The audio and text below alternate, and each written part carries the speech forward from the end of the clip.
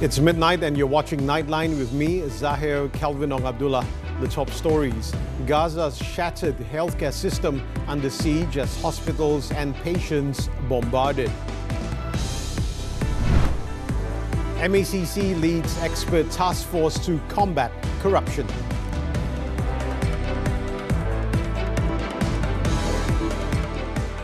Good morning.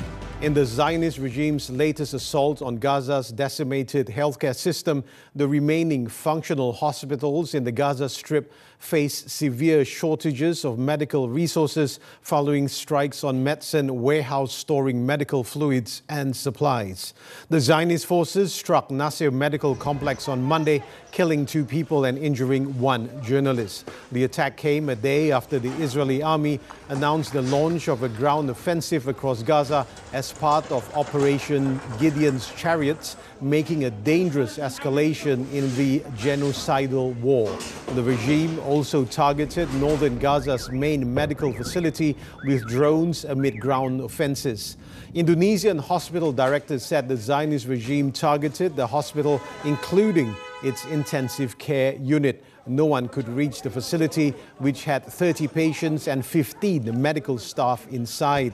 At least 100 Palestinians were killed across the Gaza Strip overnight as mediators hosted a new round of ceasefire talks between Israel and Hamas. Meanwhile, the Israeli Prime Minister's office said it will allow a basic amount of food into the Gaza Strip after facing mounting pressure to lift a total blockade imposed more than 2 months ago since March 2nd. The announcement came after the military said it had begun extensive ground operations in Gaza amid indirect talks between Hamas and the regime on a deal to potentially halt the fighting. The office said it will act to prevent Hamas from seizing the humanitarian aid. Back home, the Malaysian Anti-Corruption Commission MACC will lead the newly established Accounting Fraud Task Force to combat corruption and safeguard financial integrity.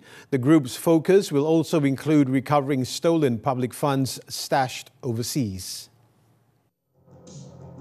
The group, chaired by MACC Chief Commissioner Tan Sri Azambaki, includes representatives from the Auditor General's Department, the Accountant General's Department, the Inland Revenue Board, the Companies Commission of Malaysia, University Technology Mara and the Malaysian Institute of Accountants.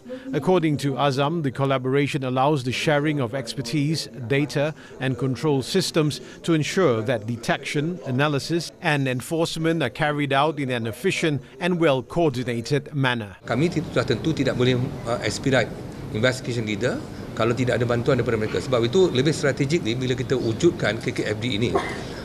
Di mana masing-masing tahu bidang masing-masing, pertamanya integrity ataupun had masing-masing. And due to corruption, the MACC Chief Commissioner said the country has lost 277 billion ringgit over the course of 5 years.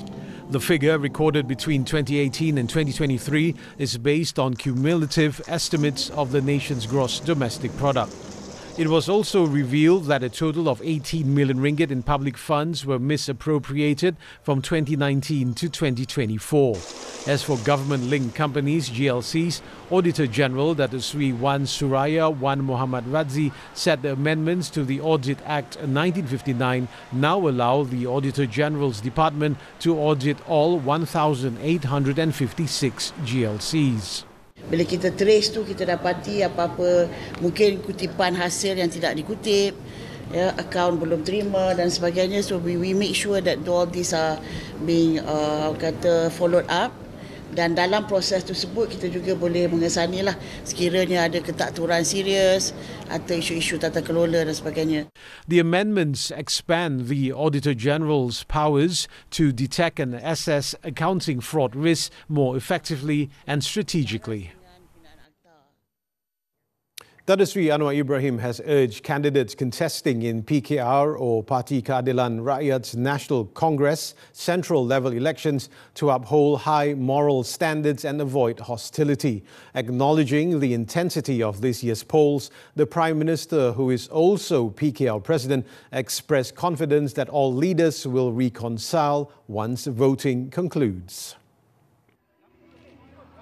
At the officiating ceremony of the Langkawi PKR office in Kedah on Monday, Anwar stressed that all contesting candidates have a proven track record of contributing to the party's struggle. Ini yang bersaing, timbalan presiden, naik presiden, pemuda, wanita, itu di kalangan sahabat-sahabat lama, sahabat-sahabat setia. Sebahagian besar daripada mereka itu pejuang-pejuang asal. Jadi oleh itu kita jangan tambah perhangatkan, tingkatkan suhu kehangatan, kita mesti leraikan dengan baik. Anwar added that despite differing opinions, the party's democratic process should be celebrated and candidates must campaign respectfully. Jangan kita lupa orang yang banyak berkorban, banyak berjasa, dan ini dia kata tokoh yang melalui banyak derita sebelumnya. Begitu juga calon lain dalam di kalangan naik-naik senior, walaupun umur muda tapi banyaknya lalui. The election will also see incumbent Deputy President Datuk Seri Rafizi Ramli defending his post, while Vice President Nurul Izzah Anwar is also eyeing the party's number 2 post, among others. On to the Langkawi International Maritime and Aerospace Exhibition 2025, Lima 25, which kicks off on Tuesday. The Prime Minister has called on participants of the event to use it as a platform to learn, share and witness the latest advancements in defence and security technology. He said this in his speech at the Lima 25 opening ceremony in Langkawi on Monday night. Let's take a listen. The changing capacity. From the report I've seen, the change not only unprecedented, the pace of change, particularly with new technology and AI, is exceptional. And it is precisely for this reason that we find the world's foremost exhibitions in defense and commercial aerospace spheres and maritime is displayed for us to learn, share and see. So I must again reiterate my profound appreciation because to have 860 exhibitors coming all the way to this beautiful island of Langkawi, I would say one of the most peaceful and most beautiful islands you can find in this region. The Prime Minister also called for the event's location to be expanded to accommodate more international participation. The Lima exhibition, now in its 17th iteration since its inception in 1991, is scheduled to run for 5 days. The biennial event is expected to draw over 250,000 local and international visitors.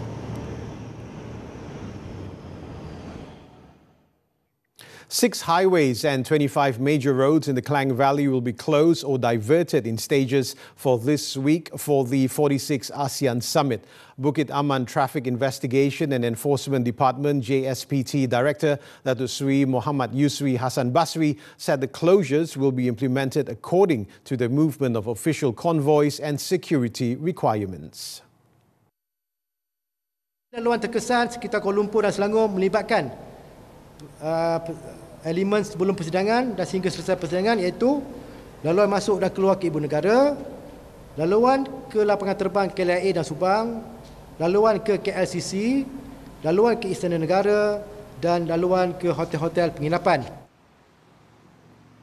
He added that road control measures will include escorting delegations from their accommodations to meeting venues and official events between May 23rd and May 26th. Closures and diversions will begin as early as 7:30 a.m. and continue in stages until 8 p.m. throughout the summit. In Selangor, authorities have seized 354 shipping containers suspected of containing electronic and plastic waste since March 14. The operation was launched following intelligence provided by a United States-based non-governmental organization. Natural Resources and Environmental Sustainability Minister Nik Ahmad said as of May 13, the Department of Environment has inspected 179 containers suspected of carrying e-waste. Daripada jumlah tersebut, 68%, 122 kontainer telah ditahan dan disahkan membawa e-waste. Siasatan lanjut mendapati bahawa pengimport terlibat dalam membuat pengisytiharan palsu ataupun false declaration. Following this, the government has issued 119 orders to return the containers to its country of origin under the Environmental Quality Act 1974. He said Southeast Asia is increasingly becoming a dumping ground for waste from developed countries, with most originating from the US and Japan. After China tightened its waste import regulations in 2018, Malaysia, the Philippines and Indonesia are among the countries affected by illegal e-waste dumping.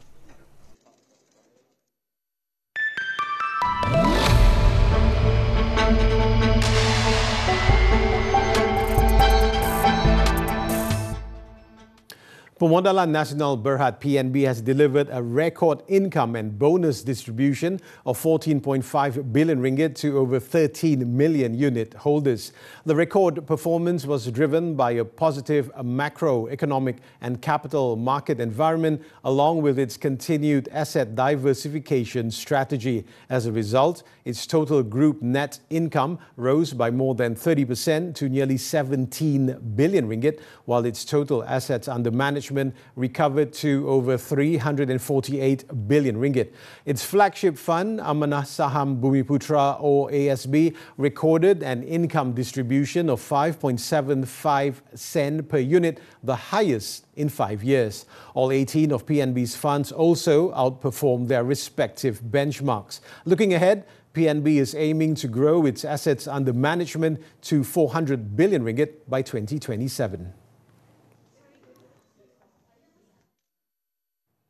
Malaysia's strong electrical and electronics E&E sector positions the nation to lead the electric vehicle, EV and battery component manufacturing sector. This will work to support the growing demands of the regional mobility ecosystem in ASEAN. According to the Malaysia Automotive, Robotics and IoT Institute, the country's vision can only be realized by addressing infrastructure gaps, modernizing logistics networks, and simplifying cross-border mobility to ensure the smooth flow of goods, services, and talent. The National Automotive Policy 2020 outlines a clear vision to drive Malaysia towards becoming a regional hub for next-generation vehicles, mobility accessories and Industry 4.0 technologies. In parallel, Malaysia's new Industrial Master Plan 2030 reinforces the country's direction, thus challenging Malaysia to move towards high-value, high-technology industries while embracing sustainability and inclusivity.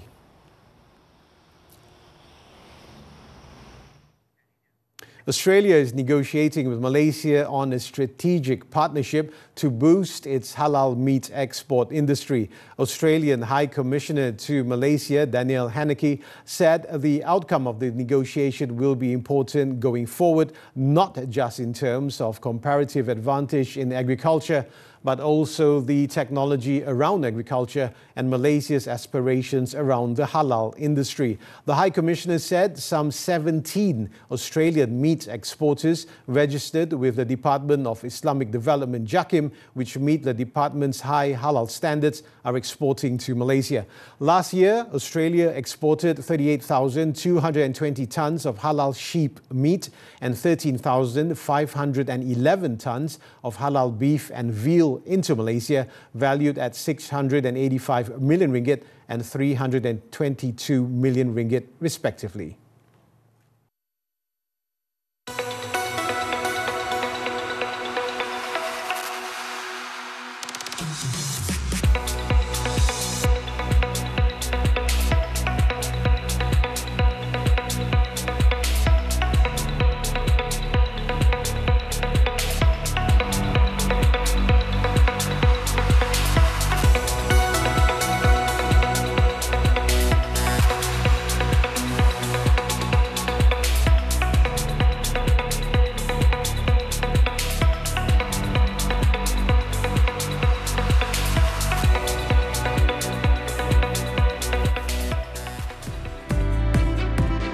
Lorry driver re-arrested after bail. This and more after this breather. Satria, bangki. Intel untuk misi khas diterima. Saya, Ejen Ali dan Ejen Ali Shah akan menjalankan misi di Karnival Jom Heboh, Kuala Lumpur. Bermula pada 30 Mei sehingga 1 Jun di KL Base, Kuala Lumpur. Pelbagai aktiviti menarik menanti anda. Temui kami bersama selebriti studio tonton drama sangat, pesta makanan, aktiviti sukan, belun udara panas, Jom Esports Championship, konsert Jom Heboh dan banyak lagi. Misi Karnival Jom Heboh bermula sekarang. Jom, jom, jom! Rumah flat jadi lubuk judi online. Oh, kau menyuruh sini nama panggil kau tak tahu ya. Tekong darat jadi tali barut upah pekerja. Masa tu saya sampai masuk sini, ada yang nawarin macam itulah. Tekong. Saksikan 999 Selasa jam 9 malam di TV3 dan stream sekarang melalui Tonton.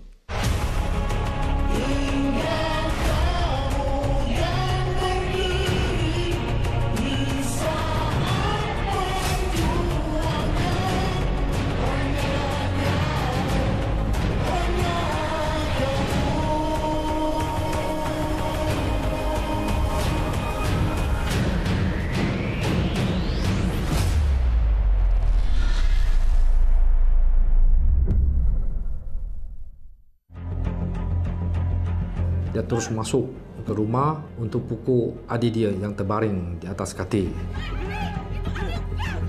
Bergamak memukul adiknya yang lumpuh dan ibu saudaranya sehingga maut. Dia kata ada dengar suara-suara kata buat sesuatu, bunuh, pukul ke itulah. Duk dengar bisikan lah. Tuhan nak balik apa? Mak odok lah kat hospital tu. Balik-balik tu dia tak makan ubat tak apa. Dia teruk lah. The lorry driver accused of causing the deaths of 9 Federal Reserve Unit FRU members last Tuesday was re-arrested approximately 20 minutes after being granted court bail, this time for a cattle theft case. 45-year-old Rudy Zulkarnain Mat Radi was detained by Bagan Datuk police officers at the Teluk Intan Court bail payment counter on Monday. Bagan Datuk District Police Chief Superintendent Muhammad Ali Muhammad Jali said the suspect was re-arrested to assist in the investigation of a cattle theft case under the Penal Code which occurred in Hutan Melintang, Bagan Datuk, last April. He added that the arrest followed a police report received on April 14 from a local man who had lost 2 cows in the Sungai Keli area of Kampung Hutan Melintang, Bagan Datuk. The suspect will be brought to the Teluk Intan Magistrates Court on Tuesday for a remand application to assist in the investigation of the cattle theft case. Previously, the suspect was released on bail of 6,000 ringgit with 1 guarantor after being detained at the Hilir Perak District Police Headquarters lockup. Last Friday, Rudy Zulkarnain pleaded not guilty in the Teluk Intan Magistrates Court to 9 charges under the Road Transport Act 1987. The court set the bail at 6,000 ringgit for all charges and imposed additional conditions requested by the prosecution, including the suspension of the defendant's driving license until the case is concluded, as well as a requirement for him to report to the nearest police station weekly. Rumah Bonda founder Siti Bainun Ad Razali has applied to introduce new evidence in her final appeal to overturn her conviction for abuse and neglect of a teenager with Down syndrome. The defence told the Court of Appeal on Monday that it intends to call Ismanira Abdul Manaf, mother of Zain Ryan Abdul Matin, to testify on a police report she lodged implicating prosecution witness in Siti Bainun's case. Siti Bainun's counsel, Haijan Omar, advised the 3-judge panel comprising Justices Dato Azman Abdullah, Dato Azmi Arifin and Dato Dr. Chu Ka Singh that a notice of motion was filed on May 7th seeking to admit new evidence in his client's final appeal. Ismanira and her husband, Zaim Ikhwan Zahari, are currently standing trial in the Petaling Jaya Sessions Court on charges of neglecting their autistic son, with the ruling scheduled for July 21st. On May 3rd, 2023, the Sessions Court sentenced Siti Bainun to 12 years imprisonment after finding her guilty on 2 charges of neglecting and abusing a 13-year-old girl with Down syndrome, Bella, ordering the sentence to be served immediately, rejecting her application for a stay of execution. The court also ordered her to execute a 5-year good behaviour bond with 1 surety and a 5,000 ringgit deposit, as well as perform 200 hours of community service within 6 months of completing her custodial sentence. Her conviction and sentence were upheld by the High Court on May 2nd, 2024. Missing businesswoman Datin Sri Pamela Ling Yue has been granted leave by the High Court to initiate judicial review proceedings to nullify an arrest warrant issued against her. The warrant was issued by the Johor Bahru Magistrates Court in December last year following an application by the Malaysian Anti-Corruption Commission, MACC. High Court Judge Dato' Amarjit Singh on Monday also granted Pamela leave to seek a court declaration that the MACC has no authority, whether directly or indirectly, to prevent someone from leaving the country. The application was filed on April 7, just 2 days before she was reported missing. In her affidavit, Pamela claims the legal actions were personally motivated and alleged harassment by her ex-husband following a business dispute and their divorce. The court has set June 3rd for case mention.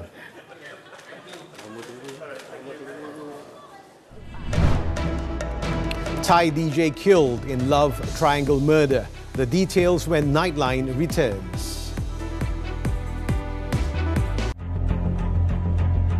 Dia terus masuk ke rumah untuk pukul adik dia yang terbaring di atas katil. Bergamak memukul adiknya yang lumpuh dan ibu saudaranya sehingga maut. Dia kata ada dengar suara-suara kata buat sesuatu, bunuh, pukul ke itulah. Duk dengar bisikan lah. Tuhan nak balik apa? Memang odok lah kat hospital tu. Balik-balik tu dia tak makan ubat tak apa. Dia teruk lah.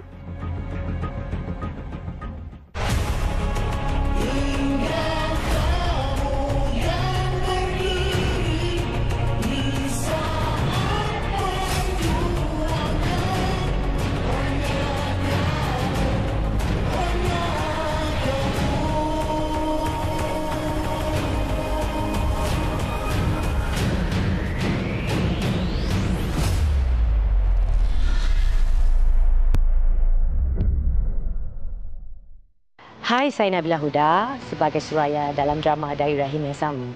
Kepada ibu bapa di luar sana yang masih belum lagi daftar anak anda untuk dapatkan IC, daftarkanlah sekarang demi masa depan mereka. Dan kalau anda sendiri belum ada IC, jangan tunggu lagi.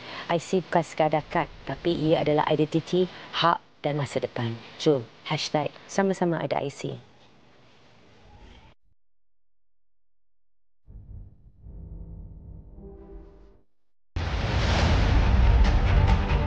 Rumah flat jadi lubuk judi online. Oh, kau menyuruh sini nombor pagi kau tak tahu ya? Tekong darat jadi tali barut upah pekerja. Masa tu saya sampai masuk sini, ada yang nawarin macam itulah. Tekong. Saksikan 999 Selasa jam 9 malam di TV3 dan stream sekarang melalui Tonton.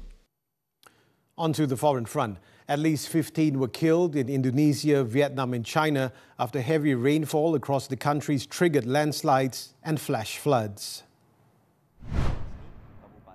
In neighbouring Indonesia, torrential rains forced a halt on Monday to the search for 14 missing after a landslide killed 6 workers at a gold mine and injured 4. The rains had triggered Friday's landslide, which hit a small mine. Authorities will resume on Tuesday their search for those missing after the disaster, which engulfed temporary shelters used by miners. Over in Vietnam, a landslide on Monday following flash floods has killed 4 people and left 1 missing. The landslide occurred in Ba Binh district of Bac Kan province following torrential rain on Saturday.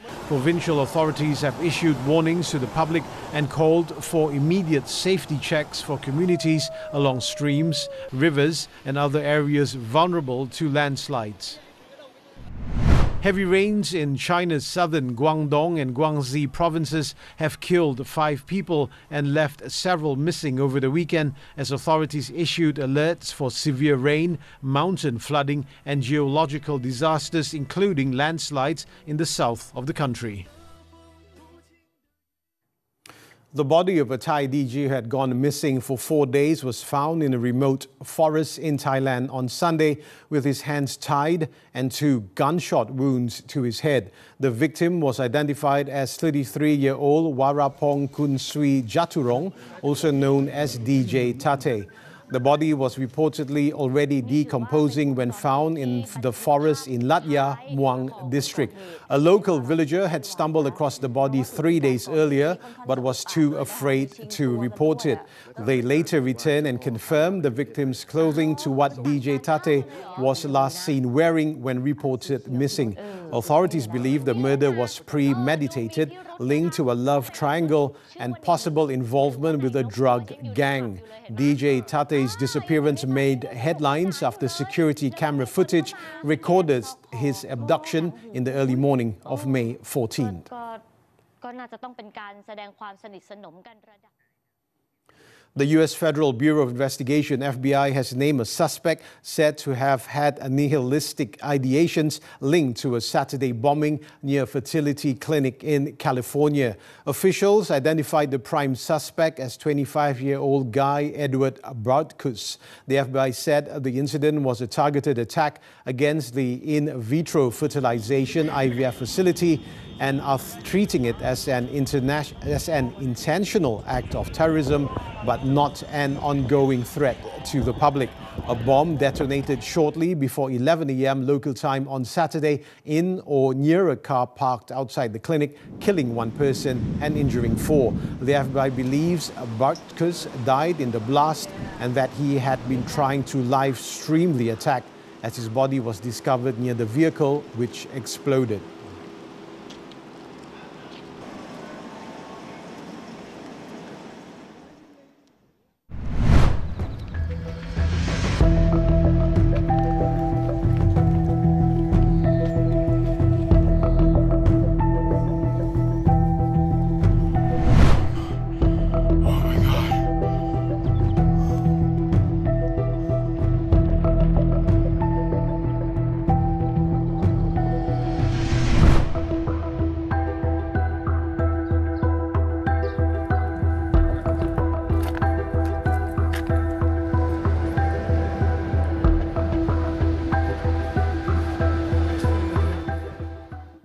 Moving on to sports now, newly crowned Thailand Open champions Buletin and Tina remain non-committal about their future with the national team. The world number 4 sidestepped questions about their contract status, with the Badminton Association of Malaysia BAM choosing instead to focus on this week's Malaysia Masters. The pair, who tested the courts at Axiata Arena on Monday, were approached by reporters but did not wish to reveal or comment on their contract situation. Thanking Coach Rosman and all that, and then, you girls also said that, let's fight again next week. Is that an indication that, you guys are going to remain in the national setup? I think for this question, we just want to focus on this week's tournament. Pearly and Tina reportedly weighing the option of turning professional, having yet to sign new deals following the expiry of their previous contracts in December. It is understood that BAM hopes to conclude talks soon, with the pair believed to be seeking improved terms, reportedly on par with the association's top earners. But for now, Pearly and Tina are fully focused on their home campaign. Of course, we got a lot of motivation and really excited to play in the home ground, but as usual we don't want to push much pressure, and the champion is already the past, so we just want to take each step at a time and look forward. Runners-up in 2023 and semi-finalists last year, the duo will begin their back-to-back title bid on Wednesday against Hong Kong's Fan Kai-yan, Yao Mao-ying. On to football, the AFC Asian Champions League 2. Sharjah FC ended Lion City Sailors' dream of becoming the first club from Singapore to win a continent-wide title, defeating them 2-1 in the final on Sunday. Playing in front of a capacity home crowd, Lion City had the early chances, but it was Sharjah who broke the deadlock in the 74th minute when KO Lucas delivered a cross to Khalid Al-Danhani, who pulled the ball back for Tunisian Firas Ben Larbi to slot home for the UAE side. Sharjah looked set for victory until added time when Belgian Maxime Lestienne fired in from the edge of the penalty area to level the score for the home side. With extra time looming, Sharjah's Marcus Meloni found the corner of the net in the 97th minute from a tight angle to settle the match. Despite the defeat, the Lion City Sailors have earned praise for their remarkable run as runners-up, becoming only the third team from the ASEAN region to reach a continental final.